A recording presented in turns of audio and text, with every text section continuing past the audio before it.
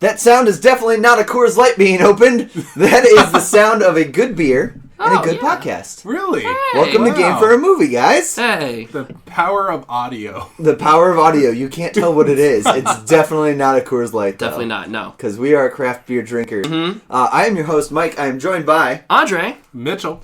Welcome, everybody. Thanks. Yeah. We are drinking... Yeah, what are you drinking over there? I am drinking a Harpoon IPA. Lie like carpet. Actually, you are. I am actually Yeah, no, drinking. yeah. I have a Coors Light open, so I can just double fist it. Oh, right. I'm sure those go great together. I'm sure they do Oh not. my god. It's just a watered down Harpoon. Indeed it is. You're right. Andre, what are you drinking? I over am there? also drinking a Harpoon, some Hootie Tootie craft IPA, and then Claire told me that I needed to drink Hootie Tootie. Hootie Tootie. I've heard hoity toity. Hoity Toity, Hootie Tootie. Hootie Tootie?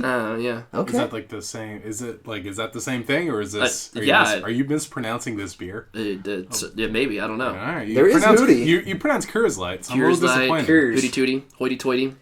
Mitchell, what are you drinking over there? I got Jungle Crush by our friends from City Steam Brewery. Ooh, City Steam. Yeah, so it's a fruitier IPA, and I actually like that. So I am just having a good old time over There we go. Yeah. Fantastic. If it's not me biting into a hop, that taste, I don't want it. Oh, you Like that just hard want to drink pine cones? Is that? I want like a hop in my hand and just Oh, yeah. grab a bite. Really get your taste buds going. Yep. Mm-hmm. We are missing a member. Yeah, our most we're- popular member, Oh, apparently. by far. Dude, It's not yeah, even right. close. This is terrible for our social media outreach right now, honestly.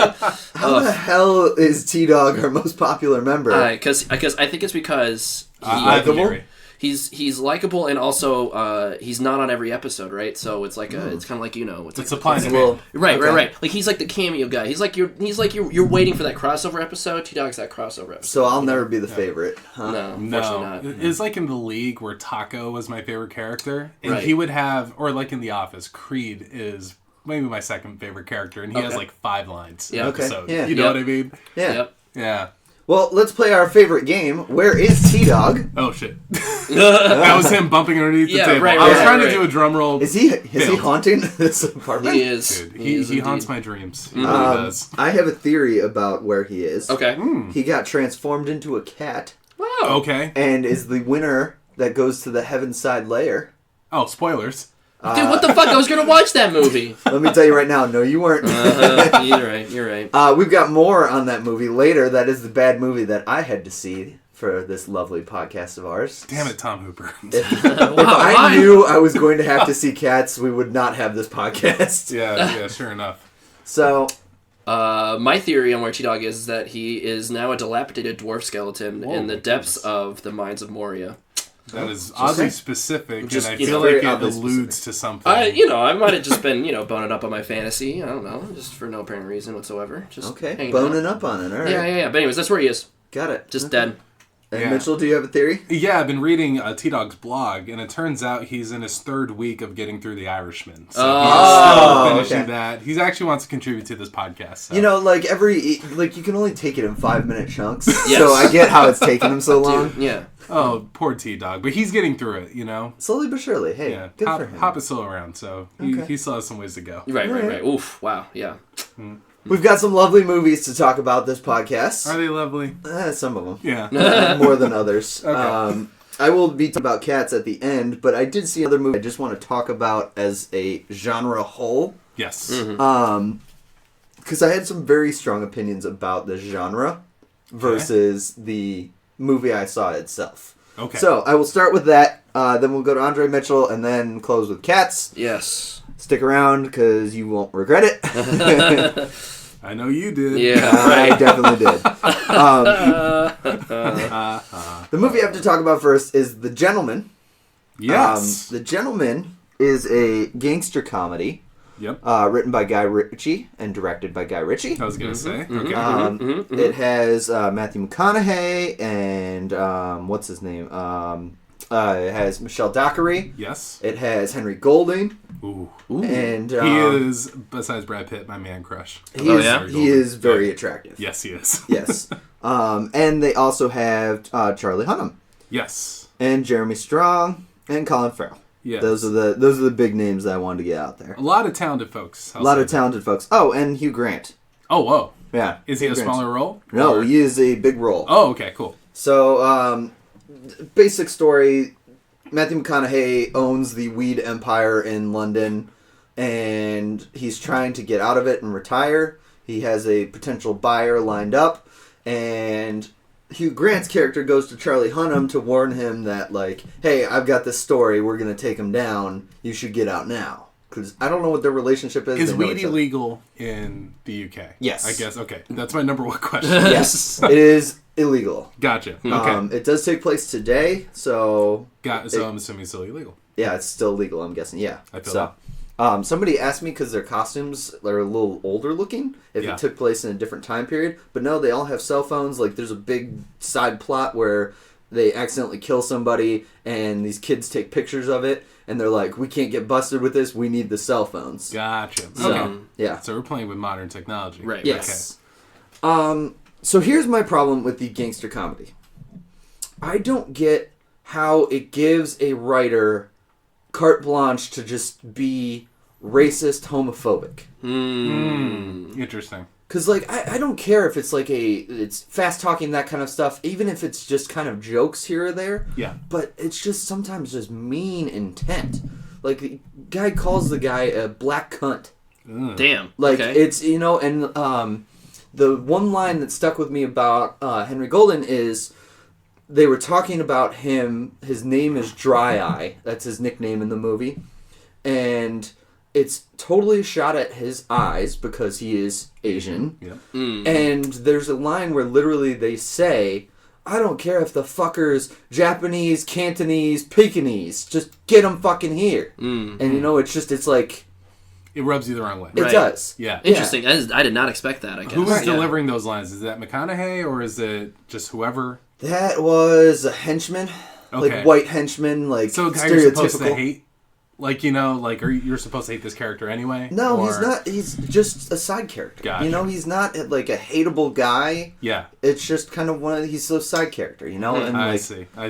and it's, I don't know. What I don't like about this is in this genre, I feel like they always have to go racist, homophobic dialogue, Right. and also usually a little bit sexist as well. That's the one thing this movie didn't do. Is because That is a weird choice. Okay. Yeah. Right. Yeah, I don't know. right. Like, what? it's called The Gentleman, so yes, it is about the gentleman. But at the same time, Yeah. like Michelle Dockery's character is the wife of Matthew McConaughey, Yeah. and whenever he has a decision to make, they're always consorting with each other. They're always talking. She runs her own business, but she also is a part of his. And it's one of those things where it's not like it's a, hey, listen here, this is what I'm going to do because I'm the man. It's, what do you think I should do? You know, like that kind of stuff. Gotcha. And so it's a little more, it's not as sexist. It's hashtag woke, but only for gender. For gender, exactly. Everything else is like, yeah. I feel like Guy Ritchie was really had like a lot of pent up racism to get out when he was making Aladdin, and then Oh my he's god. just like- after Aladdin made $1 billion, he's just like, you know, what I should do. You know what I need to do. While I have this good karma, I'm gonna go the exact opposite. Right, you need to Here we neutralize go. this out. That's interesting, huh? Because like I wouldn't necessarily think he was kind of like an overly PC kind of person, right? Right. So the fact you're coming back with this movie, the fact that you were kind of like cringing at it, that's I just don't care for it in the genre as a whole. Like Right, I like sure, a sure. good shoot 'em up or like, you know, that kind of stuff where Yeah. people are just like, oh, I talked to Billy and he did this and blah blah blah and like that kind of stuff and like, you know, it's I want to see that movie. Yeah. But you know, like it's told as a story to Charlie Hunnam, like, hey, this is what I found out. Here's the information, and then it kind of like retells it. Gotcha. You know what I mean? Like, there's even a part where he makes a script for them to read together about a situation. You know? So, Oh, okay. Yeah. Got it. Like, so it's the characters Henry Golden and Jeremy Strong are having a conversation.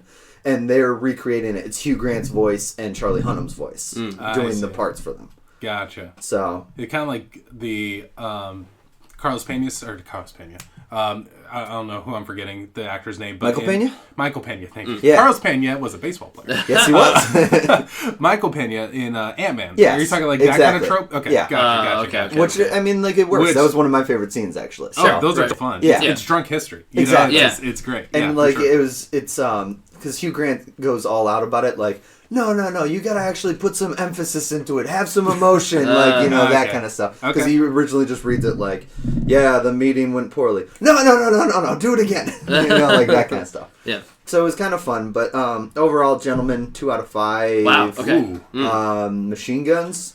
And not because of the movie itself. It was fine. It's just, I feel dirty after watching it. Gotcha. Wow, surprising. Good. It's not a lot of it. It's actually on the tamer side for that. Sure, but it just left a bad taste in your mouth. Right? Yeah, it did. Guy Ritchie's so hit or miss with me. Right, he really is. Like, I enjoyed Aladdin, but I would not call it a great movie. No, like I don't know Yeah. if he would either. Like, I mean, I feel like it was just doing what it was meant to do, I suppose. Yep. But He recreated it slightly. Like, it's a little different, right. but... It's like they made that movie. Yeah, I think that's one of those movies, though. There's a lot of notes from the studio. Like, you're totally making it on someone else's terms. You know what I mean? Mm-hmm. This one, definitely, he's free. Yeah. He's producer, writer, Guy and Ritchie director. Unchained. Yeah, exactly. Oh, man. But I will say this. I enjoyed The Man from U.N.C.L.E. from a couple years ago. I think it's underseen. Yeah, I think it's a funny buddy cop type movie. Yeah. Obviously based on like a spy show from the 60s. And this is fun IP to play with. And then Snatch, which has a lot of racist and sexist things in it. Brad Pitt is in it, though. It's another movie like Snatch. Yeah. Where it can be done well, but it is, again... Yes. You feel dirty at the end of it. Right. In Snatch, I feel they really put you in this world. And it feels authentic, which might be the difference here. I'm not sure if Matthew McConaughey, is he putting on a British accent here? No. No. He's solely supposed to be American. He just sucks up to lords and ladies. Like, he's just that guy. I guess Brad Pitt is American, too. He's just doing a gypsy accent. But anyway, it's crazy. Yeah. So anyway, Guy Ritchie, hit or miss guy. Yeah. At least by my I will standards. say it is very not, like, long, drawn-out Texas drawl with McConaughey. It's not his normal accent. But, it's American. You can tell it's American. I see. Okay. So... Andre, you saw a movie at some point. I did. I am so bad at watching new movies. All I do is watch old ones, and I'm 2/3 of the way through my watch of the Lord of the Rings trilogy extended edition with my lovely girlfriend Jill. Yeah, dude, it's okay. So I guess context. This is the first time I'm sitting down and watching all 3 of these movies sequentially extended. Basically ever. Okay. Obviously... You didn't see these as a kid. So, okay, I did. I watched... Let's see. I watched The Return of the King in theaters, like, when it came out. I was... So you just skip to the end. No. So, it's Yeah. tough, right? Because when that came out, I was, like, 9. And I think at that point we had the Fellowship of the Ring on DVD or whatever. Yeah, it was DVD. And I watched that. I did not watch Two Towers. I know that for a fact. And then I watched Return of the King in theaters because I was like literally like, oh, we're about to go to this movie. Like we're going to go to the movie theaters to see this. I guess I'll watch. Biggest movie of that year. Yeah, for sure. Yeah. And then obviously being like, I mean, you absorb a lot of the overall plot, the clip notes from cultural osmosis. Yeah. I mean. Obviously, Lord of the Rings has been like a template for basically all fantasy since it came out. So yeah, and so up until this point, Lord of the Rings is an IP. It's something that I've always super respected, and like it's kind of untouchable because it was kind of the grandfather of the whole entire genre. Right. But to me, it always felt a little generic because so many other properties had taken so much influence from it that it kind of retroactively dulled Lord of the Rings for me, going back to it, if that makes any sense. Because it wasn't your first experience with it. Exactly, and that's not Lord of the Rings' fault much at all. Right? At their it's time, because it was so influential that it's like, okay, Yep. like I played World of Warcraft, and I'm just like, oh, this is like World of Warcraft, but like, slightly more, meh. Yeah, exactly, right. So I played WoW, and I gotta say, Lord of the Rings is really derivative. Yeah, right, exactly. It is totally not the Leroy Jenkins I expected. Right, yeah, I didn't hashtag my Leroy Jenkins. I mean, they could have gone, I don't know. He's a hero we didn't deserve. But the one we need right now. Right. Exactly. And it's like, and I've watched bits and pieces of all the movies, but with various states of inebriation and stuff like that, because we do drinking games with Lord of the Rings or something like that with my college friends and stuff, but whatever. This is the first time sitting down, actually watching them all in a row. With my girlfriend Jill, who is an absolute Tolkien head. She pretty much it's kind of funny watching these movies with her. It's like kind of watching it with the DVD commentary on, because she'll just have little cliff note things. Oh, you knew that they did this. Yeah, exactly. That. Like this is how specifically with the production of like the sets and stuff like that. And and I love it. Like she's like, you can tell me to shut up at any time and like just enjoy the movie. I'm like, no, like it adds to the experience, I think. And did she read the books? She did. Yes. Oh wow. Yeah, okay. yeah. She I could be misquoting her, but I believe she prefers to watch the movies in terms of consuming that media now. Like, not to say that like replaces the books, but like she will more readily rewatch the movies than going back to the books because the books are just. I remember I tried to through The Hobbit and I just couldn't do it. Like that's the only one I read is The Hobbit. Okay, yeah. And I enjoyed it. So I was able to get through it, but there was definitely dense chapters in there. Yep. Because there's so much lore that J.R.R. Tolkien puts in there, which Peter Jackson strips, the content a little bit to make it better for a movie. Yeah. So I think that's I think it's a good call by Joe. I mean, like, I think obviously the films are one thing. Yes, and it's like they're totally distinct pieces of media. Do you know if she's read The Silmarillion? I believe she's, again, could be misquoting her, I believe she's read parts of it, but not in the entirety of it. Because if you want to really get into this world, apparently that's the book. Yes. You gave him a nerd. Nerd! I just know of it. Right, because I have, doesn't matter. Nerd! Because I watch these movies with the director commentary. They will reference it at times. But right. Yeah. No, and we also, like, we listened to, she showed me one of her favorite Tolkien podcasts, I believe. Oh, gosh, I'm blanking on the name of it. I'm sorry, whatever. We'll add in the show notes later or something. But months later. they were specifically breaking down, like, scenes of the movie and how they differed from the book, and it's, like, super fascinating how deep, we don't like this specific line from this character because they didn't use the Anglo-Saxon word, like, no parent should have to bury their child. It's like, oh, they didn't use they didn't use the right Anglo-Saxon like phrasing of it that Tolkien would have used, Wow. And it's like, whoa, we're going in the weeds on this one. Yeah. Anyways, super long tangent, but whatever. All I'll say is that as somebody who's going into this relatively fresh, these movies hold up really well, I think. I should say I'm through the first two extended edition. We are going to watch The Return of the King in the very near future. I mean, it's kind of refreshing in a really weird way to watch like be part of a fantasy world that's not full of ultra violent. It's still pretty violent, but ultra violence and sex and cursing and shit like that. And not to say that I don't usually mind those things, but I feel like Game of Thrones has really kind of shifted the tone of an average fantasy IP is nowadays. It's not as positive as it was. Right. Like, even in Lord of the Rings, you always felt like there was the character that brought you the happiness. Like, even in its darkest times. Oh, yeah, you're talking about Samwise. Yeah. Samwise Gamgee. Yeah, basically. Yeah.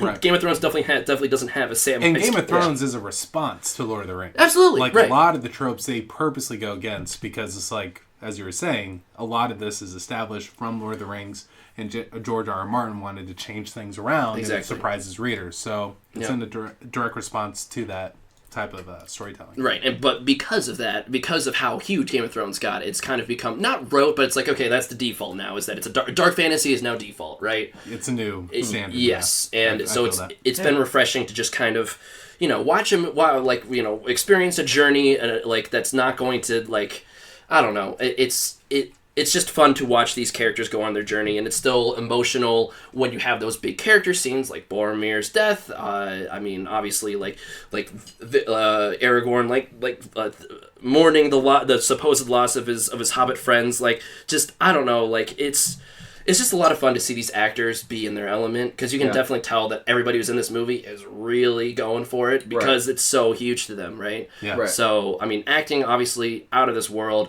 I mean, honestly, the only thing that's kind of unfortunate about it is that some of the visual effects have aged like kind of a lot.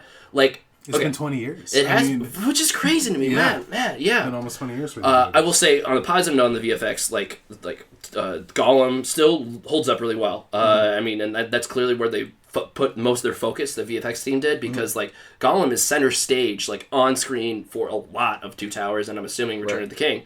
And just the fact that he didn't take me out of the movie, like, oh man, that looks kind of rough. Like, that's pretty impressive. And obviously Andy Serkis, this is kind of was like his standout first breakout performance. I feel like this is where people started paying attention to him as a mocap actor. 100%. Yeah. And, but I mean, stuff like the Ents, like every Ent that's not Treebeard looks kind of rough. The trolls in the Mines of Moria look kind of rough, and just some kind of, I don't know, some sort of obviously green screened-ish effects kind of happen. It's like, oh, woof, that kind of like a little whiplash, but whatever. Those are obviously nitpicks. set design is out of this world. Like the fact that they filmed on location at New Zealand is awesome.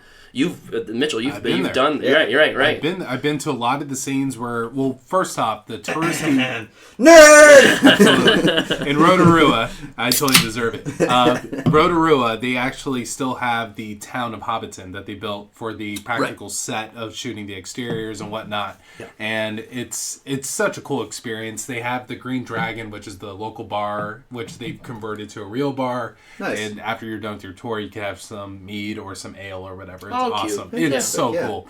But yeah, it's still a huge point of national pride. You could definitely feel just like this movie was shot here. Like there was a crew that literally spent like over a year building Hobbiton for both the exteriors and all the other things that you would see around that area. And they actually also rebuilt a lot of it for The Hobbit. So when they filmed that trilogy, because they actually tore a lot of it down after the original Lord of the Rings was done. And then when Peter Jackson came back to do the Hobbit trilogy, they had to rebuild a lot of it.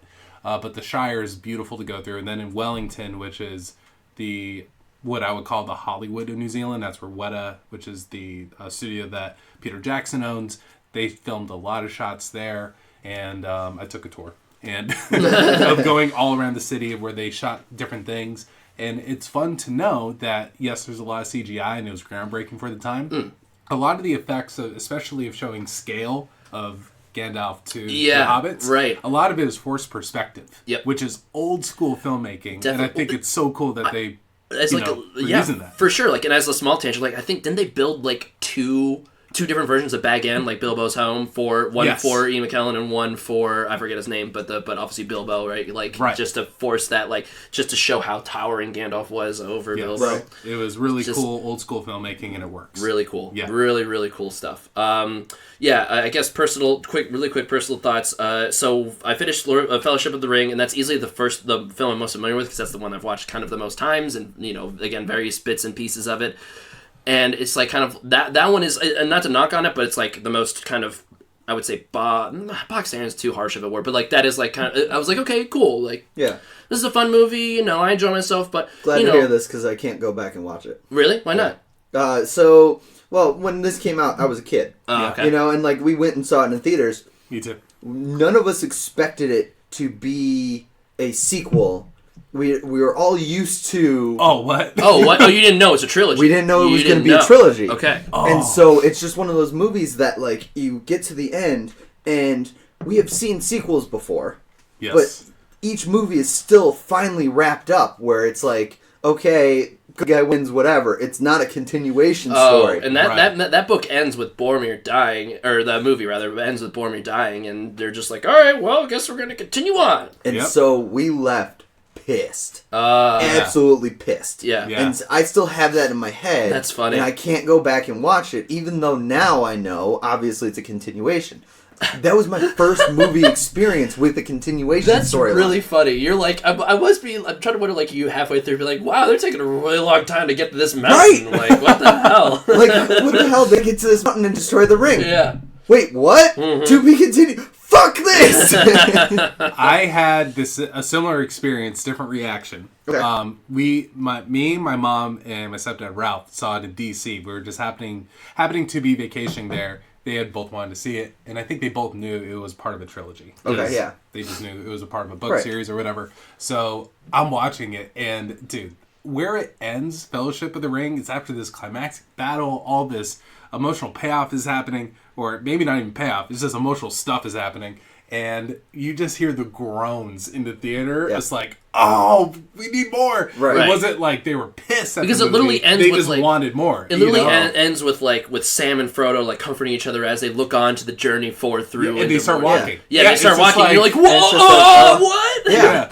And so like 4 kids at this point, like we were just dropped off by parents, and it was wait.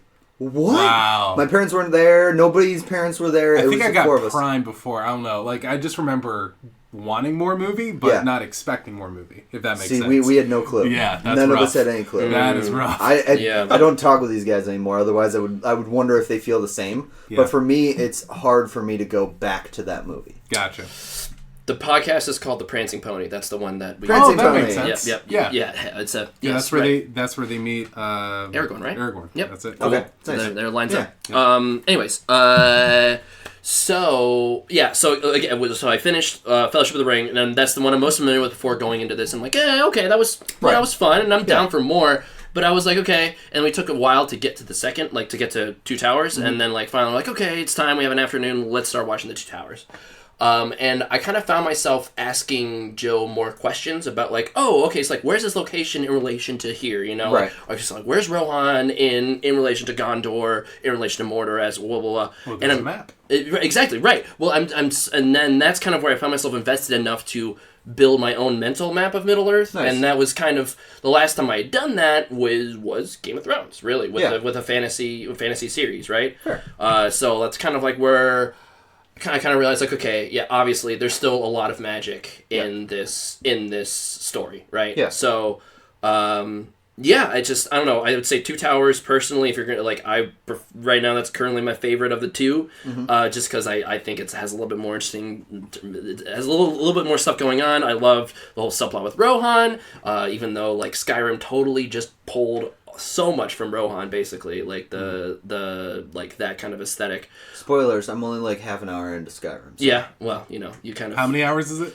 I don't know, like... hours and hours and hours. I know it's a big game. It's like 20. It's like 20 hours if you burned through it, but it could be hundreds. I don't know, whatever. But yeah, like if you don't do any side quests or anything like that. But that's the thing, but it's so funny how much Skyrim, Elder Scrolls in general, just pulled straight from Tolkien, like so much. And then honestly, like the Battle of Helm's Deep, like it's legendary for a reason. Like that did not when the battle was about to start, and Jill's like, oh yeah, we got about like 50 minutes left. I'm like, oh my god, what? How is that gonna get? How are we gonna get through 50 minutes of just battling? And it didn't feel like that. It felt because snappy. they're telling a story. Yeah, like right. it is Yeah. the best example of storytelling through fight sequences. Exactly. It's so well done. Right. Yeah. It makes me kind of wish that maybe the MCU could have somehow pulled that off a little bit better with the final fights. Imagine if Endgame had a 50-minute fight scene that didn't feel like that. You know what I mean? Right. I couldn't imagine an MCU movie pulling that kind of thing off. Well, Endgame like almost did, right? Like that last battle with Thanos took a long time, but it also did, dragged. But it dragged though, right? It's like that. I did even feel, even with all that emotional stuff going on, I was like, oh, okay, we've been here for a while. You know, I did not feel that way with Helm's Deep. You have those different beats that are like, oh yeah, I'm back invested, but then it's like, okay, why are we doing this part? Yeah, right. It's like, oh, cool, okay, all right. And kind of glaze over a little bit, right? Not to shit on Endgame. Endgame's fantastic. I like it's fun, but Endgame's great. But it's on a lot of our best of 2019 lists. Sure, it's not meant to be. Yeah. But I finished Helm's Deep. Well, we finished the movie, and I was like, oh, okay, that was it. Like, man, okay. That was 50 minutes, but it's 50 minutes that go quickly. It exacted the right length, like, even with the extended edition, right? I would say some of the extended scenes, like you can definitely tell, like, oh, yeah, this was definitely extended, was not in the theatrical cut. I could feel that. It's still fun, and I liked it. Does it look unfinished? No. It doesn't look unfinished. It's more like we are, like, there's like a flashback with Boromir and his brother that, like, when they're hanging out in Gondor a little bit. I'm like, this definitely feels like cut. This was definitely cut, you know? Yeah. Gotcha. Not in terms of, like, visual, but, like, just story, like, narrative-wise. But Helm's Deep didn't have any of that, you know? Like, it was all killer, no filler. It sounds like you're all enjoying killer, this. no filler. I'm having a good time of it. Yeah, I'm having a good time. What would you give ranking-wise? It's tough. It is tough to put it down a specific rank, I guess. I would say... let's get Fellowship for, let's say 4 scary Bilbos out of 5. Scary Bilbo. Yeah. That scared the crap out of me as a kid. Yeah. Scared the crap out of me as an adult. And then, I'll give Two Towers, 4.5 Treebeards out of 5. Nice. Yeah. Two Towers is my favorite one. Yeah? Yeah, but it's all close. It's all close, exactly. Yeah, and giving these like a number is kind of irrelevant because like these movies, with the nice thing the number one thing I take away is that these movies to me are probably going to be timeless for a really long time because I'm enjoying myself a lot now. There's a lot of love and effort into it, and it still stands the test of time. Right? Definitely. Glad to be more invested in the Lord of the Rings. Wait to hear about your thoughts on Return of the King now that you watch it with the sequels or the previous movies in mind. Yeah, right. Now that I'm not just a 9-year-old being like, there's a lot of stuff happening and I have no idea. I just want to go back home and watch Yu-Gi-Oh! Like, literally, that's what I was thinking. I was like, this isn't Yu-Gi-Oh! I want to go home and watch some of that. Where's the Blue Eyes White Dragon? Right, like, well, look, I'm in the middle of Battle City arc, man. I want to find out what happens to that. I don't care about this Aragorn dude. Whatever. Oh, man, that's a reference I didn't understand. Some more Yu-Gi-Oh! Nerds out there. Nerd! A lot of nerd alerts in this Not podcast. Yep. Saw that coming, but yeah. So I feel like we're not done with it though. No, but okay. Well, mine's on a nerd thing. No. I wasn't even calling you out. Oh. I get to release my musical theater nerd later. Oh, that's awesome. right. Yes, Yeah. I'm looking forward to it. So yeah, That's true. yeah. I'm calling out myself. So Fair enough. Fair enough. Mitchell, you have seen a lot. What are you going to choose? Yeah, so I've seen a lot, and all the movies I'm about to say out loud, I definitely recommend to people. 1917, worth the hype, right? Okay. So Roger Deakins does it again as the director of photography here. Mm-hmm. It's supposed to look like it's all one shot. I know a lot of film bros love geeking out on that, and the technical part of it is awesome. Is awesome. It's very awesome. But I love it in this case because it actually adds to the story. Okay, so nice. It serves the story, and I thought the acting was fantastic. It's as incredibly heartbreaking at times. It's uplifting. It's everything a war movie tends to be. Right. And it's just done at a fantastically high level. So it's a top 10 movie for me. Not top 5, but still really well worth the watch. It's probably going to win Best Picture. I don't know. It just feels like a Best Picture movie for the Oscars. So 1917 for sure.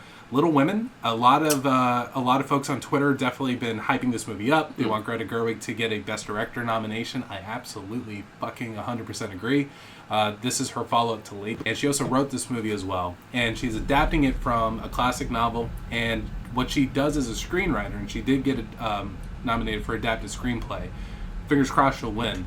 She reorders a lot of the sequences in the book because the book is all chronological, and this is not a spoiler at all. In the film, she reorders everything to match more thematically, more so than plot-wise. Okay. And it is that mastery of tone and storytelling that's a lot of big moments in the film, and Greta Gerwig had her fingerprints over it, and I think it's a costume drama that might be derivative of it, but it's an amazing movie. Everyone should watch it. But the movie I'm going to talk about today is Uncut Gems. Oh boy. Because if Twitter had another movie that it was pissed about not getting the love from the Oscars that it deserved, it was Uncut Gems. Adam Sandler. Adam Sandler blew me away. Dude, the dude can act, yeah. Blew me away. And I'll say this, I have seen him in pretty dramatic roles before, and Punch Drunk Love is the number one thing that comes to mind. Okay. Working with a massive director and Paul Thomas Anderson in that one. But this movie is more than dramatic. It asks for him to, pull into his funny bone and really, just carry the movie. For what a lot of people say about Joaquin Phoenix in Joker, which is he is in every frame. He is the emotional core to this thing, and he does the heavy lifting of carrying the entire film. Adam Sandler does the same thing in Uncut Gems. In Uncut Gems, he is in this, and I feel like this is a role that was tailor-made for him, and the Safdie brothers did write the role with him in mind 10 years ago. Wow. So it took them a very long time, one, to get the cred to be directors who could approach Adam Sandler for a film, and sure enough, ended up working out. So his role, for those who don't know, Uncut Gems is set in New York City back in about 2012. And Adam Sandler plays a jeweler who works in Diamond Row, and he is a really shady guy. I'll say that. So he gets a lot of his diamonds from really, like you want to talk about blood diamonds, this guy is all about that. Okay. And the Uncut Gem, the physical one, because really Adam Sandler himself is the uncut gem here. But I see what you did there. Yes. Okay, but nice. The this actually made along the way. The actual uncut gem is from Ethiopia, dug up by black Jews as he's presenting this rock to Kevin Garnett, who is amazing, by the way. Well, yeah, he pulls it off? Yeah. Absolutely. Nice. So I'll get to him a little bit later. But this uncut gem is the MacGuffin of this entire movie. Okay. And it's what it's named after. So he gets into, basically he presents this to Kevin Garnett and he says, KG, this is my next $1 million sale. It's just like 1 billion carats or whatever. It's the greatest piece of stone that I've ever gotten, and it took me 18 months to get it. And KG is just holding this. He's mesmerized by this. There's a great scene where he's looking into the stone and he has this trippy flashback of his life. And he's like, I need to have this. Because in this film, he's playing in the Eastern Conference Finals against the Philadelphia Sixers, the 76ers. Okay. And he's like, I need this for tonight. Sure enough, it's Kevin Garnett. You can't say no. Right. He takes the stone for free. He takes it for free. He's like, I'm going to get it back to you by Friday. And that's where this whole thing sets off. So, he is, Adam Sandler not only deals a lot of jewelry, he also bets a shit ton of money on sports. Sounds about right. So what Kevin Garnett left as collateral for this Uncut Gem was his 2008 championship Celtics ring. So he leaves it with Adam Sandler and he immediately pawns it so he can get money to bet on the Celtics that night. Because Kevin Garnett has the stone, he's like, KG ain't losing. And that is basically the entire movie over and over again. Adam Sandler gets himself into a position where he has money, he has something worth holding on to, and he places a bet on it. And he keeps upping the stakes over and over again. I'm getting anxious just thinking about it. My God. It is a 2-hour anxiety trip. Oh, boy. And it is... I'm on board. Masterful directing. It's great acting from Adam Sandler. And here's my shout out to Kevin Garnett. It is incredibly hard, or at least from what I've seen, it's incredibly hard for famous people to play themselves on camera. Because a lot of times these guys will come out wooden. Mm-hmm. They're just trying to deliver the line. Not to tangent, but have you seen those NBA 2K clips from the story mode? Oh, it's so bad. Oh, I got so bad. A lot of them, it's like, oh, here's Donovan Mitchell. Hey, what's up? Hey, what's up? It's me, known NBA player Donovan Mitchell. Yeah, it's just like, it's rough. Yeah. And I'm not even sure if Donnie is in 2K, but... right, no, but... No, sorry, I just love Donovan Mitchell. Sorry, man. Sorry, Donnie. It's just because he's your favorite. Yeah, I love Donovan Mitchell. I know you do. Because of my name. Yeah, exactly. Because of my name. And he plays a lot like Dwayne Wade. I don't know. He reminds me of a young D Wade. But anyway, Kevin Garnett comes onto the scene, and he has the charisma that you would expect from a guy like him. He dominates the room that he's in just because of how tall he is, especially in the jewelry scenes where he's in the store. And I'll say this, one of the tensest moments in the film, it's not about Adam Sandler placing a bet. It's not when he has a mob boss with a gun waving in his face. Okay. It's when he's trying to get Kevin Garnett and his crew into this jewelry store, which is, it has like a magnetic door because there's a lot of very expensive jewelry in there. You have to hit a button to let them in. For whatever reason, the door was not working. And they, for like a couple minutes, are just scrambling to try and get this door to open. And it's everything cutting from the music, from KG yelling at him. And KG's so fucking big in this cage. It is incredible filmmaking. And my heart was pumping the most probably from that scene than any other time in the movie. Kelly could tell you how much I was squirming in my seat in that particular scene. Because I thought KG was going to lose it. Anyway, so Kevin Garnett delivers an amazing performance. And the scene where they're together... Because you see Adam Sandler go through all this stuff. He's a shitty guy. You're not rooting for him. You're not rooting for him at all in this movie. You just want for him to get out of it alive. So you're not necessarily rooting for him to succeed. You just want him to live. And there's a scene where he basically puts out his whole thesis on life to Kevin Garnett. He's just like, you know what people think of me when I'm putting bets on this shit? I want to win big. And he's like, KG, do you want to win by 1 or do you want to win by 30? This is how I win. And he's just like, which is like the big that's been getting a lot of buzz. Anyway, I can't talk enough about this movie. Should Adam Sandler have been nominated for Best Actor? Absolutely. Wow. I'm not sure who you cut, but I would have to look through the list again. I'm not sure who's on there. You just add an additional spot? Yeah. By the way, Adam Sandler should totally be recognized for this. Yeah.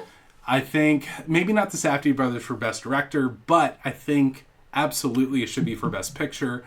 And what not a lot of people are talking about, I really think this movie is going to be shown at film schools for editing. I don't know how you get any of these guys. Who are the guys? Adam Driver, Marriage Story. Nope. Antonio Banderas, Pain and Glory. I haven't seen it, but I've just heard great things because of him too. And he's a movie star. Yeah. Leo for Once Upon a Time. So good. Yep. Jonathan Pryce for The Two Popes. Take him out! Jonathan Pryce, you're out. You're out of here. You're out. You're done, Okay. son. You're Have done. I seen The Two Popes? No. But I have seen Uncut Gems. And of course, Joaquin Phoenix. Yeah, man, he's going to win. Joker doesn't have an Adam Sandler. Get Joaquin Phoenix out there. That guy out here. It's a crowded. Sorry, Jonathan Bryce. See ya. It's a crowded field. I get it. Just Those put are him in all. Best Actress. They're Fine. great. Yeah. Oh wow, that's a whole other set of problems.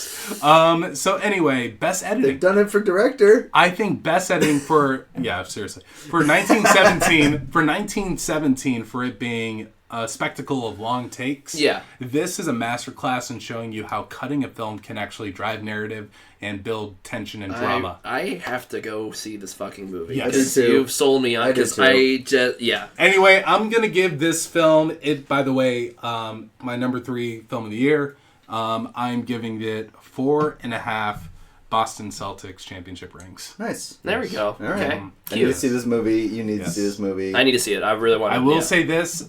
All the people that I know who have watched it and did not like it, it is because they felt that they were having a heart attack for 2 hours. And right, I could see coming out of the movie like I could see somebody not enjoying that kind of premise. Oh, The yeah. anxiety attack. It like, is, and I'll argue that's what makes the movie so effective. I'm glad I haven't seen it like a day before going into work or something like that. Right, Where I feel like that's I'm exactly- just exhausted. That's from literally seeing it. like it kind of came out of like I was like, oh man, yeah, it kind of came out at a time where I was not in the mood to be super anxious. We'll say that, yeah. and it's like, that's why it kind of slipped me by a little bit. But And I'll say this: I watched this in Brooklyn, and it was a packed theater, which is awesome. And Yeah. by the way, if you've never been to an Alamo Draft House, Alamo Draft House. Do yourself the favor and go to one if there's somewhere a theater near you. But it is a great experience. Everyone was reacting to the same stuff on screen. It just felt like a great communal experience watching this movie. Dude, that's awesome. And it wasn't Star Wars, it was just like a smaller indie movie. I wish I saw that instead of Star Wars. Yeah, rough. And even more so, like, I saw Hobbs and Shaw after the bachelor party at an Alamo Draft House. Oh, yeah. And it was phenomenal because not only is it just a great experience overall. Yeah, fantastic movie, right. Well, no, not that kidding, movie. yeah. But before the movie, they did like a basis.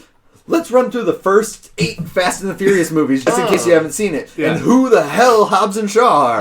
And like everybody likes Shaw now, even though he killed Han and R.I.P. Han. Yeah. It was just great. And that is made in-house at Alamo, right? Yeah. Like that is... it's totally for Alamo Draft House, by Alamo Draft House, Yes. and it makes it so much better. And I've seen 2 films there, and they change it up every time. Like, before they hit previews, they have all these cool, very specific things. When I saw 1917, one of the things that they played was a short film made in 1917. And that was a very loose tie into the movie. They did a Yeah. scene, like the most intense scene from Bullet before Yes. Hobbs and Shaw, and they like showed it ahead of time, and it was just like, this just gets me pumped. Let's go action movies. Yeah. Right. It's so, I don't know, it's a fun experience. They have beer and all that kind of stuff, which I did. They have beer? They have beer. Well, my local AMC does not have beer, damn it. Definitely don't. I had to Right. sneak that shit in along with my cocaine, okay? Like, Right, I only that's should rough. be sneaking in one of those those, things. right, for sure. And that, of course, is the beer. So, yes. Skittles? Skittles? Oh, Put the cocaine in the Skittles. Yeah, Mike, jeez. What are we, fucking 14 years old? Sorry. Wow. Right. Gosh dang. Oh, I'm sorry. I haven't had my coke in a while. Yeah, Okay. I get it. 4.5 Boston Celtics championship rings. Mike, there is a movie that we need to talk about. There is a There movie we is. need to Right talk now. about. The We do elephant not in need the to talk room. about it right now. No, I we think we definitely do. do. How are there so many people in this movie? So let's get it started. It is a podcast, after all, that talks about bad movies, or Indeed. should I say a podcats. Oh, wow. Okay. I have been sitting on that joke. Let's go! Wow. Okay, so we agreed. I rushed here after work. Yeah. Like, it was an inconvenience. I just think. You didn't need to rush. I rushed. No, You did not need to rush. So- So that's on you. Yeah, clearly that joke made me realize I did not need to rush. No, to get definitely here. I not. could have waited until that joke was said. I don't know what I'm doing here anymore. Yeah, how really. do you feel, Andre? Not great, honestly. I think, Mike, you're going to have to play a game of where the hell are my co-hosts? Right. I'm going to play a game of somebody's losing in the next challenge. So they have to see Doolittle or some other Oh, shit. fuck, Oh, Doolittle. No! Well, is Doolittle better than Cats? They both have talking animals. They definitely do. They both are terrible on Rotten Tomatoes. Yeah, they don't look good. So One of tell them us- had to be patched halfway through. Okay, real quick. Did you watch the patched or unpatched Patched. version? Damn it. Okay. Yes, I because almost it was feel like it was patched the opening weekend night. up. You're right, yeah, because Yeah. you had. And they finished it like hours before, right? Isn't that No, what they were doing it before it, everything like that, and they did some after. Oh, they did some after. Yes. Oh, jeez. So what was the patch stuff like specifically? Who knows? Because it didn't make it. Apparently, what I heard was that that CGI models were clipping through walls. It literally sounds like a video game. Like this is what happens in video games all the time. You push out a game for release that's broken as shit, and then they're like, "Okay, wait for our day one patch. They'll fix all the bugs." Yep. It's literally that before a movie. Yep. Movies are video games now. It's great. So I have a list of thoughts. Okay. I have 3 positives. Jesus, that's a long list. That's a long list. I have 3 positives. That's more than I thought you would have, honestly. And 16 negatives. Okay. All right, that's not a good ratio. Not a great ratio. So, are we going to go through the positives or the negatives first? Positives, go. Yeah. Positives, okay. Yeah. The singing is on point. Okay, great. Because they're all great, cool. talented singers. There's one person I have a disagreement about, but I am willing to forgive her. It is Dame Judi Dench. Oh. She is also old as shit. Sure. Wow. Okay. I love her to death. She's old as shit. Apparently, they didn't render her cat fur on her hands in the first version. That's why I wanted to see. I want to see human hands. Judi Dench. She did still have her wedding ring on too. Oh, in did the she? Unpatched version, Oh, or right, the right, patched right. version that we got. Whatever. Yeah. With all due respect. With all due She's old respect. as shit. With all due respect. No, but she's old as shit. It's not. She can't sing no more. Her vocal cords are wrinkled as shit. And it wasn't even like it was What? bad. It's just it's not as on par with everybody else sure. that's in this movie. Yeah. You know, Okay. and Ian McKellen also probably Don't talk shit about Ian McKellen, all right? Ooh. also old. He was old in Lord of the He Rings was too. Lord of the Rings, Wow. you're right. Also He's old old, forever. so Shit I don't about hold Gandalf the White. Are you I don't kidding hold this me? against either of them. So Uh-huh. please, just don't take it that way. It's just when you're in a movie with freaking Taylor Swift, Jennifer Hudson, Sure, and like right. all these other singers, like Yeah, it's it's rough. you're going to stand out. Yeah. And it's not like it's bad. It's not freaking Russell Crowe and Les Mis. Ooh. You know, it's not that bad. It's just okay. They're a step down. Yep. They're still high level. Okay, Jennifer Hudson is a goddess. Yes. She is outstanding in this movie. Okay. No matter what happens. I enjoy her No singing. matter what happens. Yes. Yes. And the CGI cat hair is good. The cat, like Like specifically the hair. Yeah, The hair is Specifically good? the- Like it's very like it's out there, you know. Like you it's, could see the there's its singular individual strands. hairs. Yeah, okay. Exactly. So the CGI did not take you out of the movie then? Or no, was it just... that's not what I'm saying. Okay, alright. I am saying the CGI cat hair was Good. good. Monsters Inc.'s hair was good. Right, yeah, like Yeah. Sully's hair was really that great. was like Exactly. 2003? 2004. 2004, Yeah, okay. yeah, 16 years ago, yeah. On to the negatives. Oh, Here we boy. go. So, well, before we get started with that, I am a musical theater nerd. I love musical theater. I never have seen Cats. Mostly because I don't like cats personally, even though we live with one that is Aw, adorable I and like cats. likable. Lie like carpet. Lie like carpet. No, I'm not lying like carpet. You would, but I'm not. I hate cats. I'm telling the truth. I put up with our cat. Our cat is fine. Good. The story about cats is always it was supposed to be vignettes. You get scene of a different cat. So the idea is these Jellicle cats gather one night a year where somebody gets sent to the Heavenside lair. Cool. Tight. So they get like one of their 9 lives back? Is that literally like that's No. the Are they playing with that? Yeah. Yeah. They right. get a new start, whatever they may want. Alright. It sounds like their Sounds eighth life. Yeah, right. So, for example, if you wanted to Like- become a human, it's Oh, you you choose? could choose? it's whatever you want for your life. Oh. What are the mechanics of this? Like, do you just become an adult man, like a human right away, or Well- what? Or do you just get reborn as a? Are they going with like a? Here's more- the thing: Yeah. we don't know. Oh, that's where they get you. Yeah, right. So Gotta each- find out in Cats too. For the love of God. Each vignette is a different cat. They get to sing a song in front of old Deuteronomy, who is played by Dame Judi Dench. Okay. Oh, okay. She chooses a winner. They get whatever they want, or whatever it is. What's Is the this- metrics on which the cats win? Is it just coolest song? It's a song about your life, and she chooses based on that. Oh, so it's like American Idol, but to live, or to no, go to not the next to level? live, I think but more to the- go to the to get better to whatever you want. I think Okay, more got the it. Rick and Morty episode with the giant talking planet heads. The show Little bit, me yeah. what you got. Yes, show me what you got. Yeah. Boo, not cool. Yeah, there. Yes. Get Swifty. Okay. Yeah, the Get Swifty episode. You're right. Exactly. Iconic. Is there a Get Swifty song in this movie? There is a song with singing cockroaches and mice. Yeah, but Close it's Van enough. Harmon singing. Right. Oh my God. CG. I'm just imagining It's Rebel Wilson in Nightmare this song. CG. Imagining Nightmare CGI Dan Harmon in a cat suit, and it's just I will not sleep tonight. Thank you for that. So they get to sing their song. Old Deuteronomy chooses a winner. The ideal is Idris Elba is getting rid of the cats one by one, so he has no competition for the contest. I see. So he can win and whatever he wants. And I can't remember. He sounds like the good guy in this story. He's Right. the Yeah. bad guy. Yeah, I'll be rooting for him. Yeah. Um, Wait, you're gonna kill all these things? Oh Please. yes, please keep going. what I will point out that it's kind of accidental, not on purpose, but it's just one of those things that stuck out with me, is that all of the bad cats, or not all of them, but the two bad cats were of African American descent. Ooh, and that that's is rough. something that stuck out to me. Ouch. Well, who's the other one? Jennifer Hudson is seen as an outcast. But not like a bad cat. Idris Elba's character is named McCavity. All right. Andrew Lloyd Webber, yes. She was a famous singer at the Cat Club, and then she just kind of like hitched her wagon to Idris Elba and got blacklisted by the rest of the cats. Oh. But lots of them did, and none of them were really blacklisted. And it was No, she sings it. So she sings it with the other cat who I need to look oh, there's up. another cat. Well, there's a bunch of cats. How many fucking cats are in this movie? How many cats do I need to kill in this movie? Right. So Yes, yeah, point. Also, are there any other anthropomorphic animals in this movie? there is anthropomorphic cockroach mice.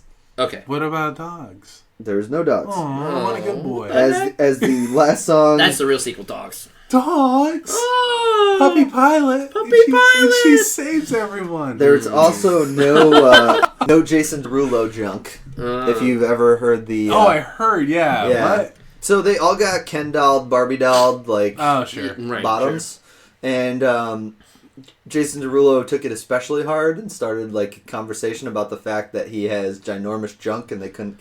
God damn it. Why do you guys say that? Yeah, like what? I You're guess welcome. Jason Derulo has not been relevant in quite some time. He just really wants people to know how big his junk is. Yeah. You guys gonna watch this movie? It's gonna look like I have no junk. Trust me, I do have junk, okay? It's huge. It is actually like a really good singing job, and it's Yeah. the first time I've ever heard him sing a song without saying his own name. No, Jason yeah, right. Derulo. Yeah. But he plays I Rum think I Tum would have made Tugger. this better. I Does would he have been say down. that name? No, in the he. song? Yes. Oh, Yes. see, that's there his. we go, Yeah, there we yeah, go. yeah. You know what? Now Okay. thinking about it, yeah, he says Rum Tum Tugger. Yeah. That's his name, Rum Tum Tugger. You're welcome. That's These that's a names- kitty cat. Yeah, name. that's the name, you know. There's no. Demeter and Were all these cats Skimbleshanks. were all these cats like domestic? Were any of the cats domesticated, like Well, in their so prior the- life or the whatever? beginning of the movie, they're all like, Rebel Wilson was. There's a few others that Okay. are. The beginning of the movie, this one gets dropped off, which Okay. I think is Francesca Hay. So this is, by the way, just Yeah, I going think back to that's your her. vignette note. Yes. This movie is still vignettes. Yes, there's it is no- still okay. vignettes. You still one at a time hear songs. Okay. Got it. So you go to Rebel Wilson, you go to James Corden, you go to the Stealing Cats. So outside of memory, is there any song of note that you would spotlight? That you say, hey, this is a good song that you could listen to without watching this movie? No. That is an anguished Wow. face. Yeah, I was going to say, Like, I'm trying your to face think. says it all. The song that Because I do like movie musicals a lot. fucking I really Magical do. Mr. Mistopheles gets stuck in my head. Oh yeah. So Yep. Mr. Mistopheles is a magic cat. Magic cat. Magic cat. So Little like magic Ooh, cat. little magic, little wizard cat. so McCavity steals Old Deuteronomy, and they all rely on Mr. Mistopheles, the magic cat, to bring her back. And so it's like, Oh, well, I never was there ever a cat so clever as magical Mr. Mistopheles. And it just gets stuck in my head because they repeat that line like over and over and over again. Can I just say I'm so happy that we have required you to have encyclopedic knowledge of all these dumbass cat names. I'm very happy about that. Oh, I'm on IMDb. Oh, okay. Well, you know. And you never saw Cats, the musical, right? I never saw Cats the musical. Okay. So, I have sang one song from Cats at musical theater camp because... Nerd? Nerd! Yeah, I got it. Yeah. All right. So on to my negatives. Now that we know. Wait. What? we haven't done. No, negatives. We haven't touched my negatives. All right, we gotta get through these negatives. Let's go. Well, you were right. Jennifer Hudson does win. What she wants is nice. She wants to feel a part of to celebrate. Yeah, there you go. Okay, cheers. Thanks, man. What she wants is she wants to feel a part of everybody again because she got blacklisted. Okay. So that was the thing. Wait, so she just comes back as herself? So no. So Francesca Hayward's cat becomes friends with her. Gotcha. And just kind of says like, why can't she be loved by everybody? She sings her song, and old Deuteronomy is like, you've suffered, you're the winner. And then they fly her off in this magical balloon, and that's the end of the movie. So, to rejoin all the other cats and get a new life, they send her off in a balloon alone by herself. Tears. Okay. Tears. Yeah, emotional. I'm emotional just thinking about it. Yeah. Sorry, I gotta wait. Is it weird that I have a boner right now? What the hell? They have Mitchell. Congrats, you are a furry. Sick. Nice. One of the first notes I have: random clothes items. Some are wearing like fur coats. I saw a gif of one coat coat made out of what? Yeah, right. Deuteronomy wears a fur coat. There's two that have sneakers for breakdancing. There's one that wears suspenders. Were they like sponsored sneakers? Was like Nike paid for that? Or as far as I can tell, they were pretty blank. Generic? Yeah, generic. Sick. Wearing Air Jordans, like what? So back to the CGI cat hair while Mitchell chokes on his beer. That's a good line.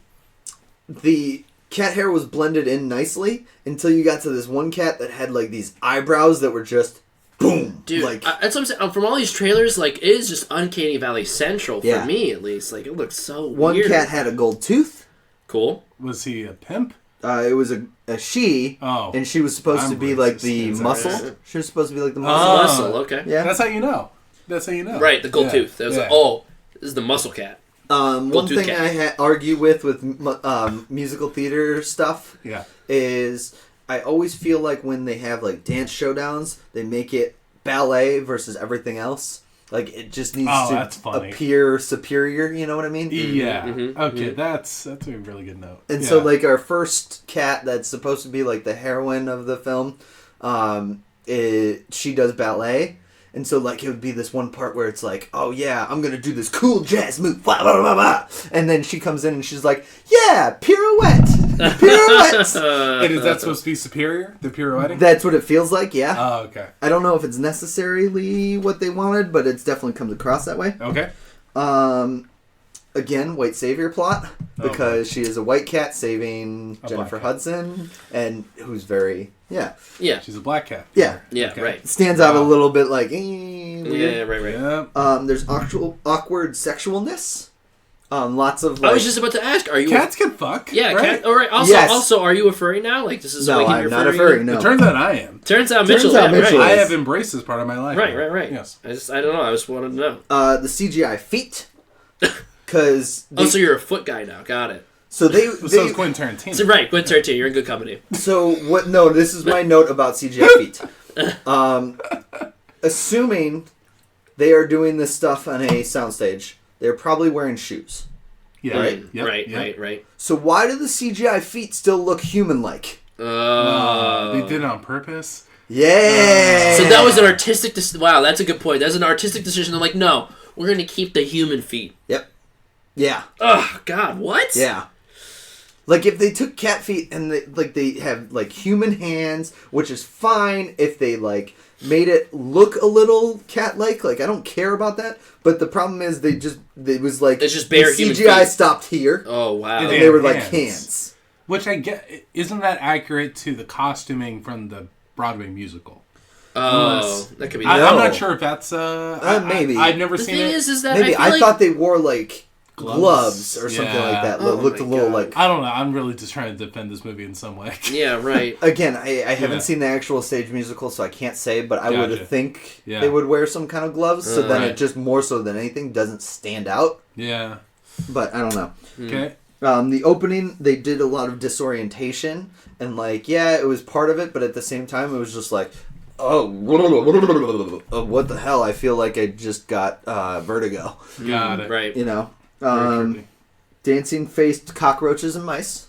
Hated it. So I saw a GIF. That's the only thing I've seen in this movie besides the initial trailer was a GIF of Rebel Wilson, like a machine coming off and taking off her skin and revealing a new dress underneath. Wait, and then a bunch of marching cockroaches. Yep. That was nightmare fuel from those 20 seconds. Yep. I was like, oh wait, time out. Yeah.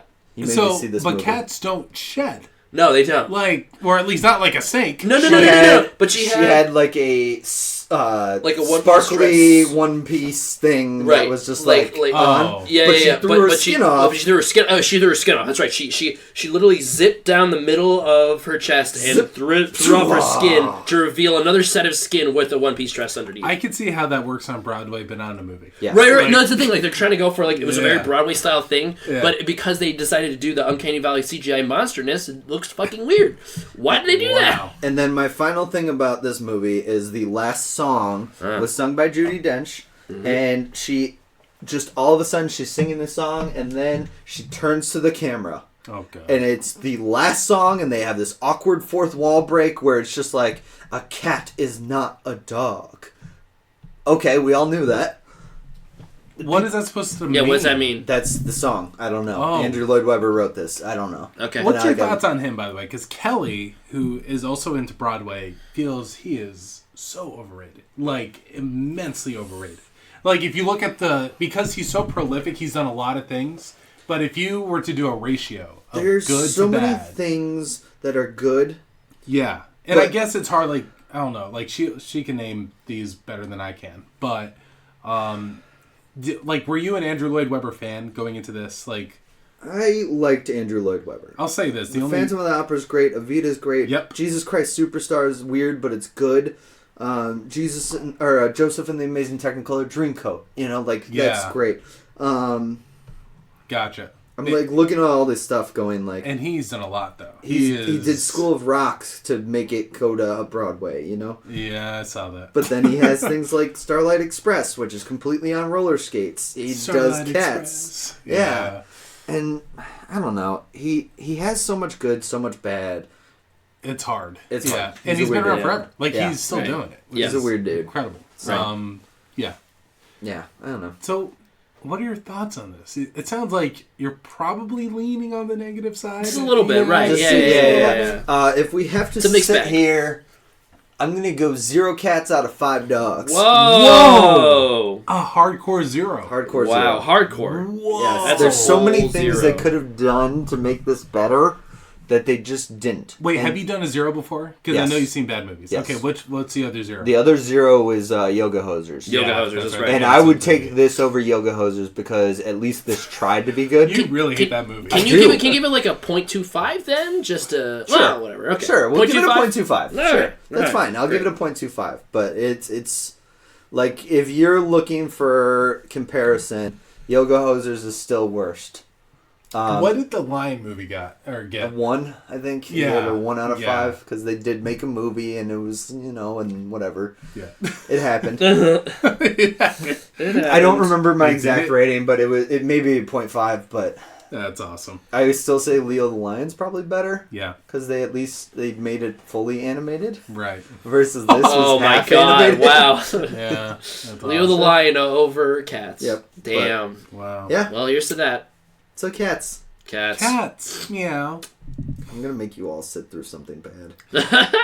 So, are we gonna play a game with T-Dog, or are we just gonna do something here? Like, I don't. T-Dog's seen a lot of bad movies. Should we make him suffer? No, it's fine. It's been a while for me. Yeah, it's been a while for me too. I'll put you 2 in the ring. I'm fine with that. Yep. Yeah. Yeah. All right.